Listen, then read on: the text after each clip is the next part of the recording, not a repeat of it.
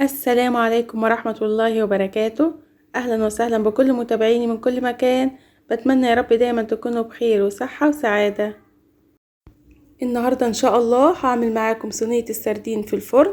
هنعملها بطريقة سهلة وبسيطة وكمان سريعة، وهنعمل معاها خضار. طبعا كلنا عارفين إن الأسماك مفيدة جدا لصحتنا، لأنها بتكون غنية بالفيتامينات والمعادن. والسردين مهم جدا ومفيد جدا يا جماعة. هقول لكم حاجات بسيطة كده من فوائده لينا. هو بيقوي المناعة وبيقوي العظام، وكمان مفيد جدا لأصحاب الرجيم والدايت، لأن هو مليان بالبروتينات اللي بتكون سعراتها الحرارية قليلة. وكمان هو بيحسن الحالة المزاجية، لأن هو بيحتوي على الأوميجا 3، وفيه فيتامينات كتير زي فيتامين دي وفيتامين اي. يعني مفيد جدا لينا يا جماعة، وطعمه حلو جدا، وسعره كمان في متناول الجميع. فيعني على الأقل ناكله بقى مرة في الأسبوع. واللي مش بيحبه يجربه بالطريقة بتاعتي اللي هعملها النهاردة، وإن شاء الله هتعجبه. يلا نشوف الطريقة والمكونات على طول. اول حاجه معانا طبق الخضار الجميل ده. معايا كده حبتين من البطاطس حجم متوسط، مقطعهم كده شرايح رفيعه زي ما انتوا شايفين علشان تستوي معانا بسرعه في الفرن. ومعايا كمان شرايح من الفلفل الرومي وشرايح من الطماطم متقشره ومخرجه منها البذر. السردين بتاعنا بقى ده كيلو من السردين. السردين يا جماعه مغسول كويس جدا جدا جدا ومتنشف، وحطاه في مصفى كده ينزل ميه زياده. اول حاجه لما جبته قشرته كده وطلعت القشر بتاعه بالسكينه او بالمقص بتاع المطبخ. زي ما انتوا شايفين لونه حلو ازاي وبيلمع. وبعد كده بنضفه ازاي، انا باخد السمكيه وبقطع الراس بتاعتها بالمقص بتاع المطبخ، وبعدين بطلع الاحشاء اللي جوه البطن. وبعد كده بطلع الشوكة الكبيرة بتاعة السمكية بتاعتي. وزي ما انتوا شايفين بيبقى شكلها كده في النهاية ما شاء الله. شايفين حلوة ازاي ونضيفة زي الفل كده من جوه. شايفين اللحم بتاعها عامل ازاي، مش مهري مني ولا اي حاجة. زي ما قلت لكم طريقة التنظيف، بطلع الراس وبعدين بشد الراس، بتطلع معايا الاحشاء بتاعة السردينة بتاعتي. وبعد كده بطلع الشوكة الكبيرة وبغسلها بقى كويس اوي بالملح والليمون، وبعدين بسيبها تتصفى كده في مصفى لحد ما تنزل كل الزيادات والمية اللي فيها.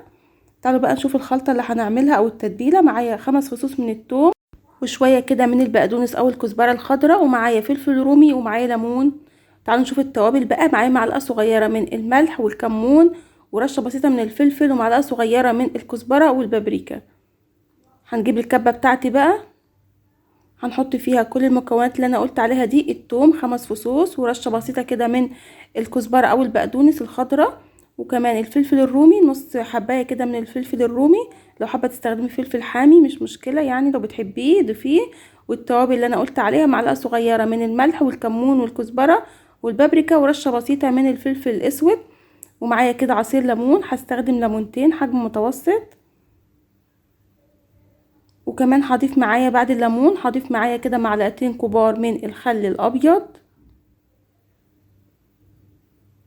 واخر حاجة هضيفها معايا معلقتين كبار من الزيت، زيت نباتي عادي متوفر عندك. حابة تستخدمي زيت زيتون مفيش مشكلة، اللي تحبيه. ضربتهم كده في الكبة. بيكون ده شكل التتبيلة بتاعتي. على فكرة التتبيلة دي تنفع معايا لجميع انواع الاسماك، يعني مش للسردين بس، بنستخدمها لكل الاسماك عادي. وممكن نحتفظ بيها على فكرة في الفريزر. شايفين شكلها حلو ازاي وريحتها تحفه يا جماعه. زي ما قلت لكم ينفع تستخدمها في كل انواع الاسماك.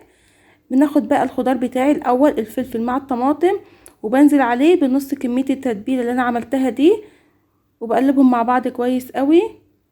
خطواتنا سهله وبسيطه وكمان سريعه يا جماعه، احنا ما عملناش حاجه يعني. بصوا 5 دقايق والاكله بتاعتنا هتكون خلصانه وتدخل الفرن على طول. هجيب بقى البايركس اللي هحط في الفرن، او اي صينيه عادي الومنيوم او صينيه مدوره تيفال اي حاجه عندك. هحط فيها بقى شرايح البطاطس اللي انا قطعتها كده زي ما قلت لكم، قطعها رفيع علشان تستوي معايا على طول في الفرن مع السردين، لان السردين بيستوي بسرعه مش بياخد سوا. وبعدين بنزل عليها بقى بالخلطه اللي انا عملتها دي مع التتبيله اللي هو الطماطم والفلفل، مع التتبيله الحلوه بقى اللي فيها توم وفلفل وليمون بقى وخل وزيت. وبعدين يا جماعه هفتح السمكيه كده بتاعت السردين واحطها بنفس الشكل اللي انتوا شايفينه كده. هحاول ان انا احطها بشكل دائري كده او داير ما يدور في الصينيه بتاعتي عشان يبقى شكلها حلو في الاخر. طبعا دي حاجه ترجع لك، حابه تحطيها بنفس الطريقه دي مفيش مشكله. حابه تحطي السمكه وهي مقفوله عادي من غير ما تفتحيها كده مفيش مشكله، الطريقه اللي انت بتحبيها.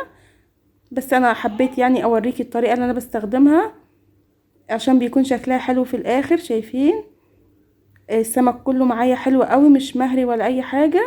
وبعدين بنزل على السمك السردين بتاعي بقية كمية التتبيلة، كل الكمية نزلت بيها وبوزعها كويس قوي على السردين كله علشان كله يكون متبل معايا. وبعدين بزينها كده بشرايح من الطماطم والليمون والفلفل. حابة برضو تحطي فلفل حامي في الخطوة دي، حاجة اختيارية يعني. شايفين شرايح ليمون وطماطم وفلفل. وبعدين بنزل عليها برضو بزيت. الزيت يا جماعة مهم جدا هنا في الخطوة دي، لانه بيديها لمعة كده حلوة وهي خارجة من الفرن، وكمان بيخلي طعمها حلو، وكمان مش بيخلي السمك بتاعي يلزق في الصينية. بحاول ان انا كده امسح الصينية من فوق عشان تطلع في الاخر شكلها حلو. وبدخلها بقى على فرن ساخن مسبقا على درجة حرارة 200 في الرف الاوسط. شايفين شكلها وهي في الفرن، انا ما زودتلهاش يا جماعة مية ولا اي حاجة. الخضار بتاعي بينزل المية بتاعته وبتستوي تماما من غير اي مية. وده شكلها يا جماعة اول ما خرجت من الفرن. اخدت بالظبط 30 دقيقة في الفرن، واخر دقيقتين شغلت لها الشواية بس علشان الوش بتاعها ياخد لون. وكمان زينتها كده ببقدونس مفروم. شايفين شكلها حلو قوي. معلش الاضاءة فصلت مني، ودي الاضاءة بتاعت الموبايل، الفلاش يعني بتاع الموبايل. طبعا الاضاءة ظلمها جدا جدا والله، لكن هي طعمها تحفة جدا. تعالوا نشوف شكلها من جوه كمان هتطلع ازاي. هنشوف شكل البطاطس بقى استوت معانا ولا ايه، نشوف ايه الاخبار. شكلها حلو قوي وبتفتح النفس وريحتها تجنن يا جماعة. انا بحبها جدا بصراحة. اكلة موفرة واقتصادية وتنفع معنا بقى الوجبات الاقتصادية بتاعت اخر الشهر. وجبة متكاملة لان فيها خضار، وطبعا السردين ده انا قلتلكوا فيه كل الفيتامينات والمعادن والاحماض الدهنية، فيه كل حاجة بصراحة يعني. ليه فوائد كتير قوي. شايفين شكل الصينية جميلة قوي قوي قوي، مفيش حاجة كده لازقة في الصينية بتاعتي. البطاطس بتاعتي مستوية وهنشوفها دلوقتي. السردين بتاعنا بقى متبل كده واخد من التتبيلة اللي احنا عملناها، والوش بتاعها متحمر زي ما قلت لكم. فتحت لها الشواية اخر دقيقتين. بصراحة طعمها حلو قوي قوي، اتمنى تجربوها. وان شاء الله لما تجربوها بقى وتعجبكم ما تنسوش تكتبوا لي رايكم تحت في التعليقات. طبعا ينفع تقدميها مع الرز او مع العيش، انا بصراحة بحب اكلها بالعيش. ومعايا كمان جرجير، ممكن طحينه، بطاطس محمره، اللي انت تحبيه بقى. بس هي بصراحه مش محتاجه حاجه خالص جنبها غير العيش وشويه الجرجير دول. السردين بتاعنا طعمه لذيذ جدا، طعمه حلو قوي قوي قوي. الحركه اللي احنا خرجنا منه الشوكه قبل ما نسويه بتبقى حلوه قوي لو عندنا اطفال. وكمان اضافه الخضروات بتعلي القيمه الغذائيه، وتنفع معانا البطاطس بتكون حلوه قوي للاطفال الصغيرين. اتمنى الطريقه بقى تكون عجبتكم النهارده. ما تنسوش تكتبوا لي رايكم تحت في التعليقات، واشوفكم على خير في الوصفه اللي جايه. والسلام عليكم ورحمه الله وبركاته.